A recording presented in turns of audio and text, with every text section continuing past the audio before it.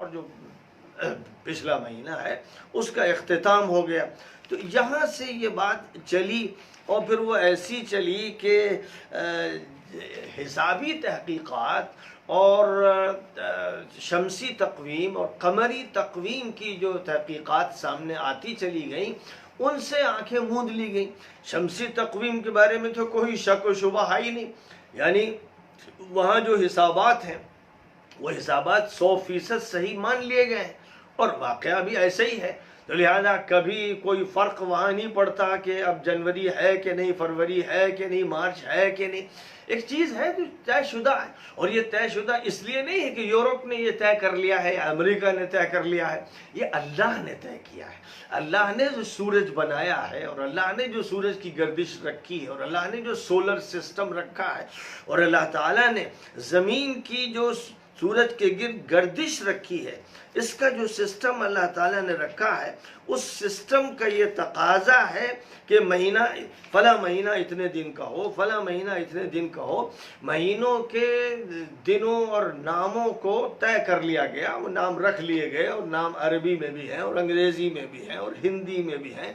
یہ ناموں کا جہاں تک تعلق ہے، کسی بھی حقیقت کا کسی طرح سے تذکرہ ہو سکتا ہے، کوئی نام اختیار کیا جا سکتا ہے، کوئی نبی کہے، کوئی پیغمبر کہے، کوئی میسنجر کہے، کوئی پروفٹ کہے، کوئی اپوسل کہے، اللہ کو کوئی ایشور کہے، کوئی یہوہ کہے، کوئی لارڈ کہے، کوئی گاڈ کہے. یہ فرق ہے زبانوں کا. الگ الگ زبانوں میں کسی حقیقت کو بیان کرنے کے لیے تعبیرات اختیار کی جاتی ہیں، اور تعبیرات میں بھی کہیں کہیں پر غلطیاں ہوتی ہیں کہ جو اس کی صفات ہیں، خصوصیات ہیں، کمالات ہیں، کوئی ان کو سمجھ پاتا ہے، کوئی نہیں سمجھ پاتا ہے. لیکن بہرحال اللہ کا ایک ایسا بنایا ہوا نظام ہے کہ 365 دن میں زمین اپنی اس گردش کو پورا کر لیتی ہے جو سورج کے گرد گردش ہوتی ہے. اور جہاں تک چاند کا تعلق ہے، وہ اپنی ایک گردش ہے جس کو وہ زمین کے گرد چلتے چلتے پورا کرتا ہے. 354 دن میں زمین کے گرد چاند اپنی گردش پوری کرتا ہے. اور یہ صرف 354 بالکل ایگزیکٹ نہیں ہے، بلکہ 354 دن 8 گھنٹے 48 منٹ 36 سیکنڈ میں یہ ایک پوری گردش مکمل ہوتی ہے. اور اسی طرح یہ جو ماہانہ گردش ہوتی ہے چاند کی زمین کے گرد، 29 دن 12 گھنٹے 44 منٹ 3 سیکنڈ میں جا کر اس کی تکمیل ہوتی ہے. یعنی زمین کے گرد جو اس کی گردش ہے اس کی یہ تکمیل ہوتی ہے. تو اب ایک ایسا حسابی نظام ہے، 2 2 4 کی طرح جس طرح حساب ہے ویسی فلکیات کے بہت سے حسابات طے شدہ ہو گئے. آج انہی حسابات کا یہ نتیجہ ہے کہ سیٹلائٹ سسٹم دقت کے ساتھ اور بڑی تفصیل کے ساتھ کام کر رہا ہے. اور یہی وہ سسٹم ہے جس کا فائدہ اٹھاتے ہوئے مغربی دنیا نے راکٹ تیار کیے، جہاز تیار کیے، میزائل تیار کیے، کمپیوٹر تیار کیا. اور یہ حساب ایسا ہے کہ ایک ایک منٹ اور ایک ایک سیکنڈ کی اس میں رعایت کی گئی.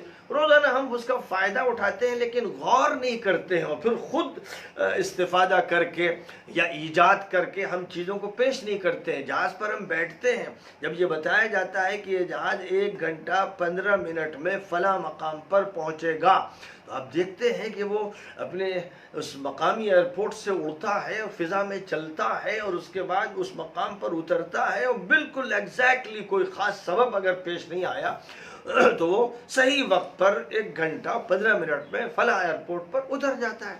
یہ جو حسابی دنیا ہے، جس حسابی دنیا کے ہم ماہر تھے، جب ہم کو نبی پاک علیہ السلام نے یہ حکم فرمایا تھا کہ حساب کا علم حاصل کرو، خلفائے راشدین نے یہ حکم فرمایا تھا، خاص طور پر میراث کے احکام جو حساب ہی پر مبنی ہے کہ کسی کا جو ورثہ ہے وہ کس طرح تقسیم ہوگا، ماں باپ میں اور بیٹوں میں اور بیٹیوں میں اور بیوی میں اور دیگر رشتہ داروں میں. تو پائی پائی کا حساب اتنا دقیق ہوتا ہے جو بڑا مشکل ہے.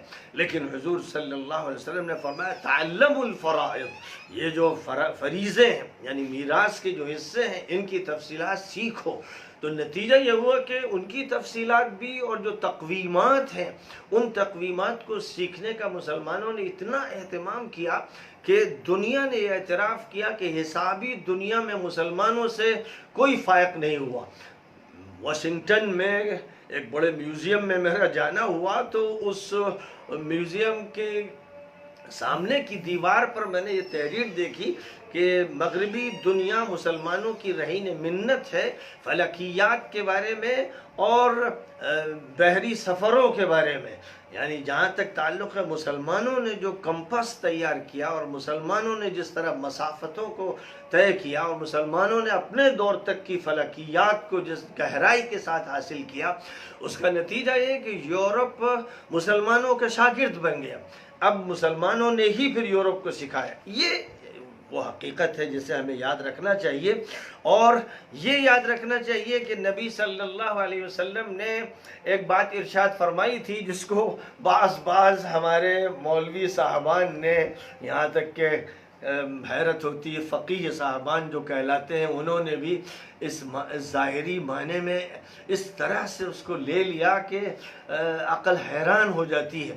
نبی پاک علیہ السلام کی حدیث ہے ان امت امیت لا نکتب ولا نحسب، بھائی ہم لوگ تو الٹریٹ ہیں، ہم ان پڑھ ہیں، ہم نہ لکھتے ہیں نہ حساب کرتے ہیں۔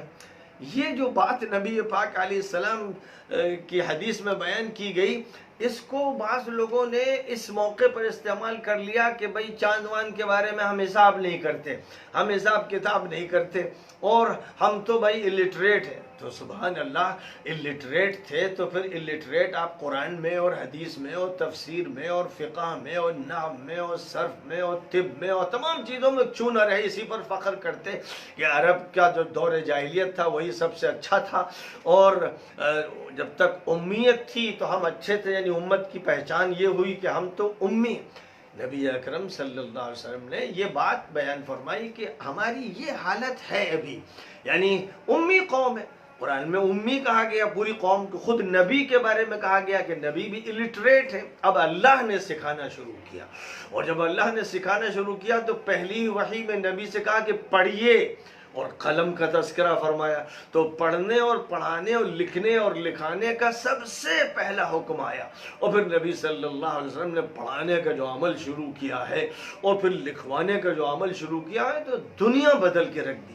دنیا میں اب جہاں جہاں پر بھی کہیں علم کا چراغ جل رہا ہے تو اس میں کوئی شک نہیں ہے کہ ساتویں صدی عیسوی سے یہ علم کے چراغ اگر جلے ہیں تو نبی اکرم صلی اللہ علیہ وسلم کے روشن چراغ سے جلے ہیں، ورنہ دنیا تو ڈارک ایجز سے گزر رہی تھی اور صحیح علم سے دنیا بہت دور چلی گئی تھی۔ تو آخری نبی صلی اللہ علیہ وسلم نے عربوں میں تو علم کو اتنا عام کیا کہ 100% لوگ پڑھے لکھے ہو گئے، یعنی جاہل کوئی شخص باقی ہی نہیں رہ گیا، کیونکہ آپ کا یہ حکم تھا جو بھی آپ کے پاس آتا ملتا کہ تعلموها وعلموها الناس، جو بات بھی آپ بتاتے کہتے سیکھو سکھاؤ، سیکھو سکھاؤ، اور اتنا زیادہ تاکید فرمائی کہ الا فلیبلغ الشاہد الغائب، جو بھی میرے سامنے موجود ہے اب اس کی ذمہ داری ہے کہ ان تک پہنچائے جو موجود نہیں۔ تو اس کا نتیجہ یہ نکلا کہ مسلمانوں میں کوئی جاہل باقی نہیں رہ گیا ہے۔ اسلام اور جہالت یہ دو ضد ہیں، اور علم اور اسلام یہ دونوں ایسے ہیں کہ ان کا چولی دامن کا ساتھ ہے، اور یہیں سے علم سائنس کو کہتے ہیں۔ سائنس اور اسلام یہ دونوں سگے بھائی ہیں۔ اسلام ہوگا تو سائنس ہوگی، یعنی نالج ہوگی، یعنی علم ہوگا، یعنی حقیقت ہوگی، یعنی فیکٹس ہوں گے، اور اسلام ہوگا تو خرافات نہیں ہوں گی، توہمات نہیں ہوں گی، فضولیات نہیں ہوں گی، ادھر ادھر کی بیکار باتیں نہیں ہوں گی۔ اسلام کا ان سے جوڑ نہیں، اور اسلام کا جو مکمل جوڑ ہے، تعلق ہے، وہ علم سے ہے اور سائنس سے ہے۔ لہذا اب ایک بات جو سمجھنے کی ہے کہ ہمارے یہاں رؤیت ہلال کا جو موضوع چھڑتا ہے، اور جس حدیث سے استفادہ کیا جاتا ہے وہ حدیث تو یہ ہوئی کہ لا تصوموا حتی تروا، اس کو جب دیکھ لو تب روزہ رکھو۔ یہ جو ترجمہ کیا گیا یہ ترجمہ صحیح نہیں، یہ اس وقت کا واقعہ تھا جب امت امی تھی، جب امت الٹریٹ تھی. تو نبی صلی اللہ علیہ وسلم جن لوگوں کے درمیان برپا ہوئے، اگر آپ ان کے درمیان پہلے دن سے سائنسی باتیں شروع کر دیتے اور حساب کے دقیق مسائل چھیڑ دیتے تو وہ تو اپنا سر پکڑ کے بیٹھ جاتے کہ آپ کیا باتیں کر رہے ہیں. لہذا آپ نے سادگی کے ساتھ اس راستے کو اختیار کیا جو ان کے ہاں معمول بھی تھا. مثلا فجر کا وقت اس وقت ہوگا، اس وقت سے شروع ہوگا جب صبح کی جو پو ہے وہ چوڑائی میں پھٹے. اگر مشرق سے مغرب کی طرف لمبان میں دھاری ہو، جس کو مستطیل کہتے ہیں، تو وہ فجر کاذب ہے. اور اگر افق پر یعنی مشرق کے افق پر روشنی صبح کے اول وقت میں پھیلے تو وہ فجر صادق ہے. فجر کا وقت متعین کیا گیا وہ دیکھنے سے، گھڑی نہیں دیکھنا ہے. آج پوری امت آج کا ایک عرصے سے اب صرف گھڑی دیکھتے ہیں. مسجد میں گھڑی لگی ہے، ہاتھوں میں گھڑی ہے، موبائل میں گھڑی ہے. اب لوگ جو ہے وہ حضور کی اس ہدایت پر عمل نہیں کر رہے ہیں کہ بھئی آپ کو افق میں پر دیکھنا ہے. بلال افق کو دیکھتے رہتے تھے، اور جب آتا کہ اب فجر کا وقت ہو گیا ہے تو فجر کی اذان دیتے تھے. اسی طرح ظہر کے لیے فرمایا گیا جب سورج اپنے بیچ سے رو بزوال ہونے لگے، یعنی جو اس کا درمیانی خطہ ہے، جاڑے میں الگ ہوتا ہے، گرمی میں الگ ہوتا ہے، لیکن بہرحال جو استوا کی حالت کہلاتی ہے، اس کے بعد جیسے ہی زوال کا عمل شروع ہو بس ظہر کا وقت شروع ہو جاتا ہے. اب اس کے بعد پھر یہی سمجھایا گیا، پھر جب تم دیکھو کہ جو سایہ ہے، ایک ہوتا ہے اس کا اصلی سایہ، یعنی جس وقت وہ بالکل سیدھ میں ہوتا ہے، اس وقت جو بھی سایہ جہاں بھی ہے، کہیں مختصر ہوتا ہے کہیں لمبا ہوتا ہے، تو وہ اصلی سایہ کہلاتا ہے. اب اس کے بعد پھر سایہ کا شمار ہوتا ہے. تو فرمایا کہ کسی بھی چیز کو کھڑا کر دیا جائے مثلا، اور پھر دیکھا جائے کہ اس اصلی سایہ کے بعد جو سایہ ہے، تو اگر ظل المثل ہو گیا، یعنی ایک مثل جو چیز بھی ہے، جو چیز بھی رکھی گئی ہے، اس کے برابر سایہ ہو گیا ہے، تو اس کا مطلب کہ ظہر کا وقت نکل گیا. اب عصر کا وقت شروع ہو گیا. احناف میں امام ابو حنیفہ کی یہ رائے چلی آ رہی ہے، اگرچہ ان کے دونوں شاگرد بھی اس رائے سے متفق نہیں ہیں، اور امام مالک بھی نہیں ہے، اور امام شافعی بھی نہیں ہے، اور امام احمد بھی نہیں ہے، کہ جب اس کسی چیز کا سایہ اس کے دو قد کے برابر ہو جائے، دو مثل ہو جائے، تب جا کر پھر وہ ظہر کا وقت ختم ہوتا ہے. لیکن یہ رائے صحیح نہیں ہے. اصل رائے وہی ہے کہ ایک مثل اس کے برابر سایہ ہو جائے تو ظہر کا وقت ختم ہو جاتا ہے. اب عصر کا شروع ہو گیا. پھر عصر کے بارے میں فرمایا کہ جب دیکھو کہ سورج زرد پڑ رہا ہے تو یہ مکروہ وقت شروع ہو گیا. نماز اس وقت پڑھو عصر کی جب سورج کی تمازت ہو، اس کی کرنیں پورے شباب پر ہوں، یہ نہیں کہ جب وہ پیلا پڑ جائے. اور اس کے بعد جب دیکھو کہ سورج کی ٹکیا ڈوب گئی، یعنی اب نظر نہیں آ رہی. جو سمندر کے کنارے رہنے والوں کے لیے تو بہت آسانی سے سمجھ میں آ جاتا ہے، لیکن آج کل جو شہر ہیں جن میں بڑی بڑی بلڈنگیں ہیں اور بڑی اونچ نیچ ہے، وہاں ذرا دشواری بھی ہوتی، لیکن پھر بھی ایک مسطح زمین کو دیکھتے ہوئے سورج کی ٹکیا اگر نظر آ رہا ہے کہ وہ اب ڈوب گئی، پوری ٹکیا چھپ گئی ہے، تو مغرب کا وقت شروع ہو گیا. پھر اس کے بعد اب آپ پھر دیکھتے رہیے یہاں تک کہ جو سورج کے ڈوبنے کے بعد ایک سرخی ہوتی ہے، شفق جسے کہتے ہیں، جب یہ سرخی بھی ختم ہو جائے تو عشاء کا وقت شروع ہو گیا. یہ جو اوقات بیان کیے گئے ہیں سب رؤیت سے متعلق ہے، آنکھوں سے دیکھنے سے متعلق ہے. اور ظاہر ہے کہ اس کے علاوہ کوئی راستہ نہیں تھا. عرب اسی سے واقف تھے، دنیا اس وقت انہی چیزوں سے واقف تھی. اس کے پاس اور کوئی ایسا علم نہیں تھا، گھڑی تیار نہیں ہوئی تھی کہ جس کا استعمال کیا جاتا. تو اب اس وقت جو تھا بس افق کو دیکھنا تھا. فضا میں اللہ تعالیٰ نے جنتری کا جو نظام بنایا ہے، اس جنتری کو سامنے رکھتے ہوئے کوئی رائے بھی طے کرنی ہے. لہذا نمازوں کے جو اوقات تھے وہ سب کے سب اسی دیکھی جانے والی جنتری سے متعلق تھے، یعنی افق پر جو مظاہر تھے وہ مظاہر تھے جو فیصلہ کن تھے، اور انہی کے ذریعے سے وقت طے ہوتا تھا. اقم الصلاۃ لدلوک الشمس الی غسق اللیل وقرآن الفجر. اب یہاں جو بات فرمائی گئی کہ دلوک الشمس یعنی سورج کے جب زوال ہو تو اب وہ ایک نماز ہوئی، پھر غسق اللیل تک مغرب کی نماز آ گئی، عشاء کی نماز آ گئی، عصر کی بھی آ گئی، مغرب کی آ گئی، عشاء کی آ گئی، وقرآن الفجر، فجر کا وقت آ گیا۔ پانچوں نمازوں کا ذکر دیکھیے اللہ تعالیٰ نے ایک چھوٹے سے لفظ میں کتنی جامعیت کے ساتھ فرمایا کہ اقم الصلاۃ لدلوک الشمس الى غسق اللیل وقرآن الفجر، کہیں فرمایا فسبحان اللہ حین تمسون وحین تصبحون، حین تمسون وحین تصبحون، پھر عشیا وحین تظہرون، اس میں بھی سارے اوقات آ گئے۔ تو قرآن پاک کی مختلف آیات میں اشاروں میں اوقات کا تذکرہ کیا گیا۔ نبی صلی اللہ علیہ وسلم نے جب ان کو بیان فرمایا تو پھر ان کی تفصیل اسی طرح بیان فرمائی کہ آنکھوں سے وقت دیکھا جائے، یعنی فجر کو پہچانا جائے افق دیکھ کر، ظہر کا وقت پہچانا جائے آسمان کو دیکھ کر، اور یا یوں کہیے کہ سائے کو دیکھ کر، عصر کا وقت پہچانا جائے سائے کو دیکھ کر، اور سائے کا تعلق سورج سے، اگر سورج نہیں تو سایہ نہیں، اور جب سورج نہیں اور سایہ نہیں تو اب پھر اندازہ لگانا پڑے گا، ایک اندازے سے وقت کو طے کرنا پڑے گا۔ اور اس کے بعد مغرب کا وقت، ظاہر سورج کی ٹکیا ڈوب رہی ہے، ایسا لگتا ہے کہ زمین میں ڈوب رہی ہے، کہیں باغ میں ڈوب رہی ہے، کہیں سمندر میں ڈوب رہی ہے، گویا سورج ڈوب رہا ہے، جو بھی آپ کے سامنے چیز ہے ایک فاصلے سے ایسا لگتا ہے کہ جو بھی چیز ہے اس کے اندر سورج ڈوب رہا ہے، حالانکہ واقعہ یہ نہیں ہے، زمین اور سورج کے درمیان لاکھوں میل کی مسافت ہے اور زمین اس کی اتنے فاصلے سے گردش کر رہی۔ یہیں سے اب آپ یہ بات سمجھ لیجئے کہ جو رؤیت الہلال کے بارے میں بات مشہور ہو گئی ہے اور ایسا لگتا ہے جیسے امت کا اجماع ہے اور سارے علماء متفق، واقعہ یہ نہیں ہے۔ بہت سی چیزیں ایسی ہیں کہ وہ زیادہ تر لوگوں نے اختیار کر لی ہیں لیکن وہ مدلل نہیں ہے۔ اب آپ قرآن پاک میں دیکھیے کہ رؤیت کا لفظ کتنی کثرت سے استعمال ہوا ہے، صرف جاننے کے لیے، علم کے لیے استعمال ہوا، دیکھنے کے لیے نہیں ہوا ہے۔ أَلَمْ تَرَ إِلَى الَّذِينَ خَرَجُوا مِنْ دِيَارِهِمْ وَهُمْ أُلُوفٌ حَذَرَ الْمَوْتِ، کیا تم نے ان لوگوں کو نہیں دیکھا جو ہزاروں کی تعداد میں ایک بستی سے نکلے تھے اور موت کے ڈر سے نکلے تھے؟ ظاہر ہے کہ وہ لوگ نکلے تھے سینکڑوں سال پہلے، یعنی اب سے ہزاروں سال پہلے، ان کو دیکھنے کا سوال ہی نہیں تھا۔ جب نبی پاک علیہ الصلوۃ والسلام سے یہ بات کہی جا رہی تھی تو آنکھوں سے دیکھنے کا کوئی تعلق ہی نہیں۔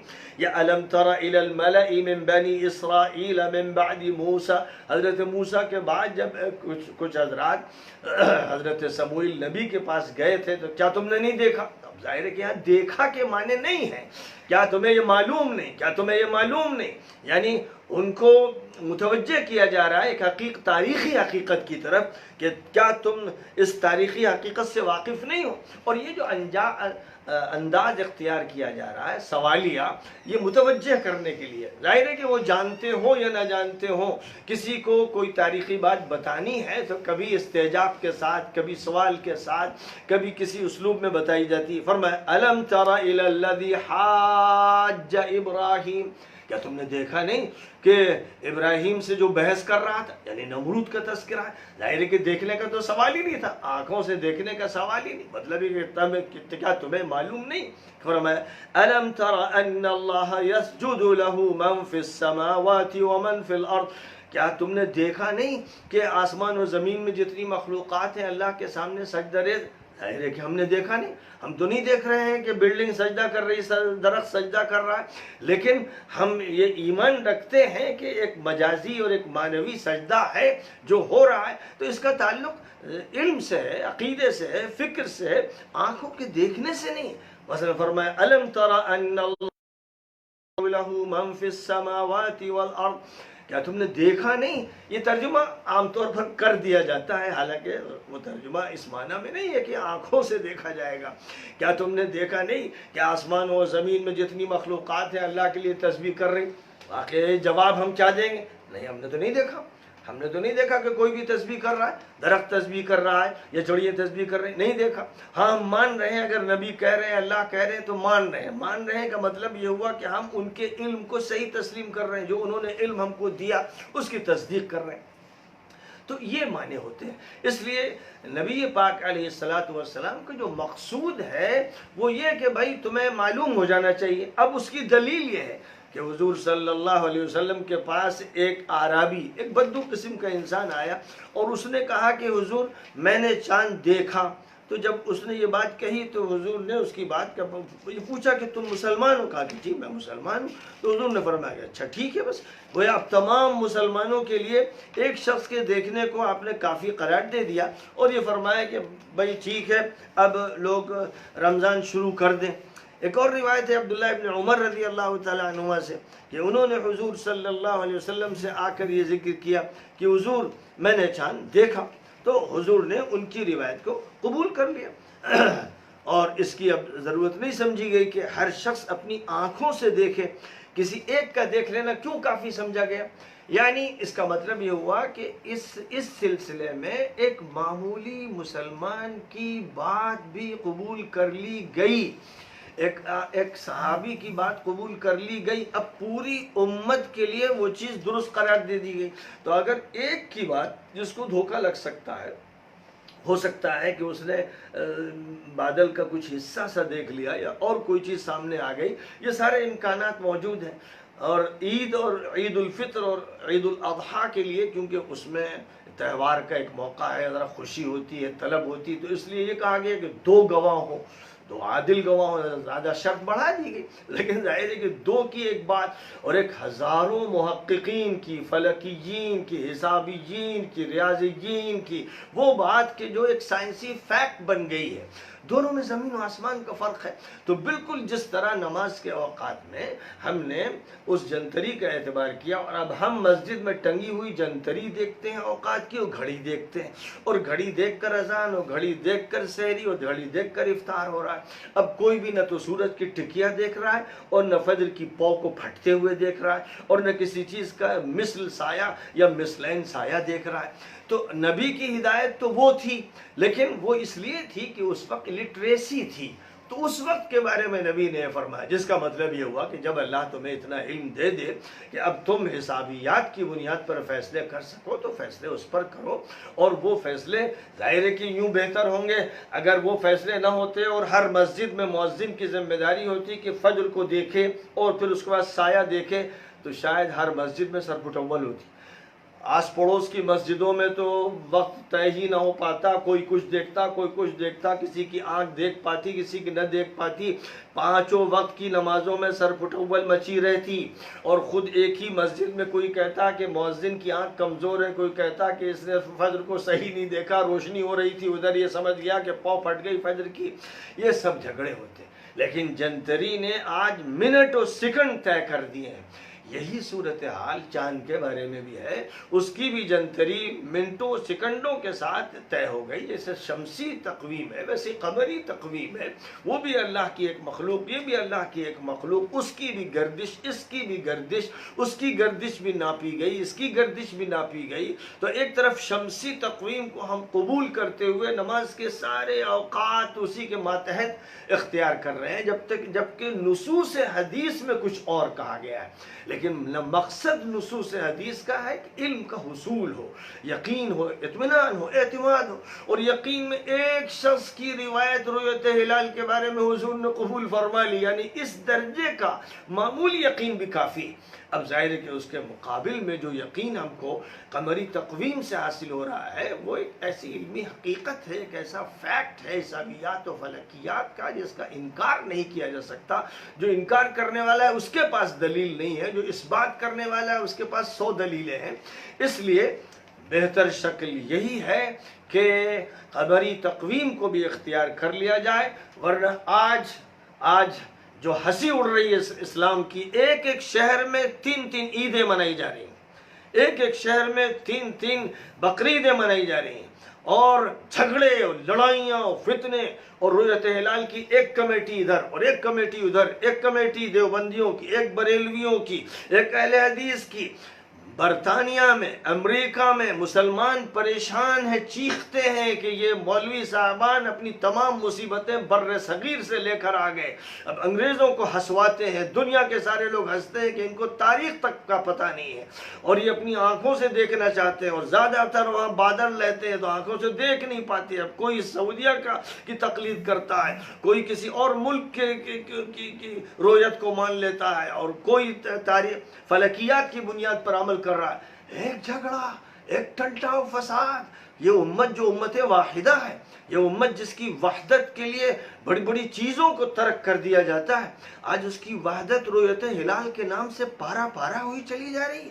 اگر شمسی تقویم کی طرح قمری تقویم کو بھی ہم قبول کر لیتے تو ان فتنوں سے اور جھگڑوں سے بچ جاتے، اور ایک سنت کے احیاء کے طور پر اس دور کی، جو اس دور میں صورتحال تھی لٹریسی کی، اس کے احیاء کے طور پر آنکھوں سے بھی ہم دیکھ لیں، کوئی حرج نہیں ہے، لیکن حساباتی بنیاد پر ہم اس تحقیق کو مانتے ہوئے عمل کریں تو اس میں ہر طرح کی راحت ہے، سہولت ہے، قرآن کے الفاظ کی تحقیق ہے، اور نبی پاک علیہ السلام کی بیان کی مراد ہے، منشا ہے، جو آپ چاہتے ہیں وہ یہی چاہتے ہیں کہ اطمینان کے ساتھ، اتحاد کے ساتھ، سمجھ کر اور حقیقت علم کو اختیار کرتے ہوئے عمل کیا جائے۔ اور یہ ایسا قول نہیں ہے جو خروج ہے، یعنی بہت سے لوگوں کی مصیبت یہ ہے کہ آج کل کوئی بات بھی کی جائے، اصل علماء نہیں کرتے، ہمارے علماء، ہمارے بزرگ یہ کہتے ہیں، یہ غیر علمی باتیں ہوتی ہیں۔ علم کی دنیا میں، کتاب کی دنیا میں ان باتوں کی کوئی اہمیت نہیں ہے۔ ٹھیک ہے، لوگوں کو سمجھانے کے لیے اور انتشار نہ ہو اس کے لیے آپ لوگوں کو کچھ بتائیں اور سمجھائیں، لیکن ساتھ ساتھ حقیقتوں سے واقف کریں اور دھیرے دھیرے ان حقائق کی طرف آگے بڑھیں کہ جن سے ملی وحدت بھی وابستہ ہے، اور نظام الہی جو تکوینی ہے اور تشریعی ہے اس پر عمل بھی اس سے جڑا ہوا ہے۔ لہذا میں یہ بتانا چاہتا ہوں کہ حضرت مطرف ابن عبداللہ جو تابعی ہیں، ان کا انتقال 95 ہجری میں ہوا، وہ بھی اس کے قائل تھے کہ حسابیات پر عمل کیا جائے۔ ابو الطیب ابن مسلمہ جن کا انتقال 308 ہجری میں ہوا، وہ بھی اسی کے قائل تھے۔ ابو العباس جن کا انتقال 306 میں ہوا، وہ بھی اسی کے قائل تھے۔ عبداللہ ابن مسلم ابن قتیبہ الدینوری جن کا انتقال 276 میں ہوا، وہ بھی اسی کے قائل تھے۔ امام ابو حامد اسفرائینی جن کا انتقال 406 میں ہوا، وہ بھی اسی کے قائل تھے۔ امام قفال جو شافعی ہیں مسلک کے اعتبار سے، 365 میں ان کا انتقال ہوا، وہ بھی اسی کے قائل تھے۔ عبد الوہاب ابن وہبان دمشقی حنفی جن کا انتقال 768 میں ہوا، وہ بھی اسی کے قائل تھے۔ اور آج کل کے دور میں تو امریکہ اور یورپ کے اکثر علماء جو جدید علوم سے واقف ہیں اور فلکیات کی تحقیقات سے واقف ہیں، وہ بھی اسی کے قائل ہیں کہ قمری تقویم کو اختیار کرنا چاہیے، اور رویت کا جہاں تک تعلق ہے وہ علمی رویت ہے، اور علمی رویت آج فلکیات کی ان تحقیقات سے بالکل واضح ہو گئی ہے، اس لیے اس میں زیادہ اعتماد بھی ہے، اتحاد بھی ہے، اتفاق بھی ہے، اور وہ ایک ایسا علم ہے جو اس ظنی علم سے بدرجہ زائد ہے جس میں صرف ایک شخص کے دیکھنے کی بنیاد پر فیصلہ ہو گیا، تو معلوم یہ ہوا کہ نبی صلی اللہ علیہ وسلم نے اس کے لیے بڑی سہولت عطا فرمائی ہے، اور چونکہ اس وقت لوگ پڑھے لکھے نہیں تھے، حساب سے واقف نہیں تھے، اس لیے آپ نے ان کو سہولت دیتے ہوئے، راحت دیتے ہوئے وہ طریقہ بتایا جو فطری تھا، نیچرل تھا اور پرانا تھا، اور بدویوں کے رائج تھا کہ بھئی سورج دیکھ لو، فجر کی پو کو پھٹتا دیکھ لو، سورج کو ڈوبتا دیکھ لو، درمیان میں ہوتا ہوا اور پھر جھکتا دیکھ لو، اور شفق کو ڈوبتا دیکھ لو۔ ایسی چیزیں آپ نے ارشاد فرمائی جو آسان تھی، ان کی آسانی کے لیے یہ فرمایا۔ اب آج ظاہر ہے کہ آج ہم لوگ اپنی مسجدوں میں ان پر اصرار کریں تو مصیبت آ جائے گی، لڑائیاں ہوں گی، فتنے ہوں گے۔ اگر ہم یہ کہیں کہ نہیں چونکہ حضور نے یہ کہا تھا لہذا مؤذن صاحب کو حق نہیں ہے کہ عشاء کی اذان دیں جب تک شفق خود اپنی آنکھوں سے نہ دیکھ لیں۔ اگر ہم یہ شرط لگائیں اور ذل المثل اور ذل المثلین ان سب کی شرطیں لگائیں تو میں سمجھتا ہوں شاید کسی ایک مسجد میں بھی صحیح طریقے پر نماز نہ ہو سکے، اذان نہ ہو سکے، اوقات طے نہ ہو سکے۔ اب ان کے متبادل کے طور پر جو شمسی جنتریاں بنائی گئی ہیں، جن کے ذریعے سے دن کے 24 گھنٹوں کا پورا نظام طے کر دیا گیا ہے، منٹوں اور سیکنڈوں میں ہمیں معلوم ہے کہ فجر کا وقت کب، ظہر کا وقت کب، عصر کا کب، مغرب کا کب، عشاء کا کب، اور کب شروع ہوتا ہے اور کب ہم پڑھنا چاہتے ہیں نماز، ہر چیز ہم نے ان گھڑیوں سے طے کر دی ہے۔ یہ سمجھداری کی بات ہے، عقل مندی کی بات ہے، دین کے منشا کو سمجھنے کا یہ نتیجہ ہے۔ اور پھر میں کہوں گا دین اور سائنس میں، اسلام اور سائنس میں، فیکٹس میں، واقع میں، حقیقت میں اور شریعت کے حکم میں کوئی فرق نہیں ہے۔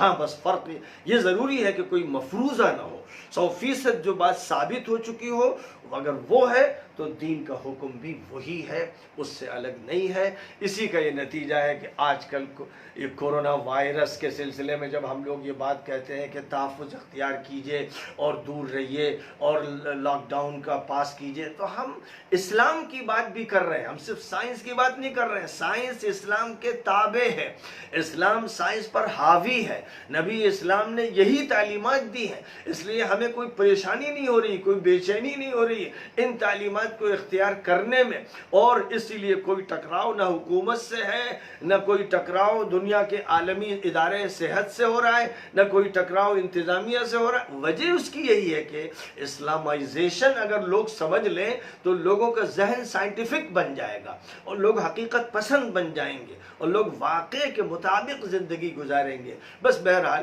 اس وقت صرف رؤیت ہلال پر ایک ایسی بات مجھے ذکر کرنی تھی کہ جو عام طور پر غیر معروف ہے اور یہ سمجھا جاتا ہے کہ یہ نقطہ نظر درست نہیں ہے اور آنکھوں ہی سے دیکھنا ہے۔ یہ واقعہ یہ ہے کہ ایک چلی ہوئی بات ہے اور اکثریت بہت سی چیزوں کو اختیار کرتی ہے اور وہ چلتی رہتی ہے، لیکن حجت ان کے پاس نہیں ہوتی ہے۔ بعض وقت حجت ان کے پاس ہوتی ہے جو ان مسائل پر زیادہ غور کرتے ہیں اور اس غور کے نتیجے میں ان کی رہنمائی ایسے نکات کی طرف ہوتی ہے جو نکات حقیقت سے زیادہ قریب ہیں۔ وآخر دعوانا ان الحمد للہ رب العالمین۔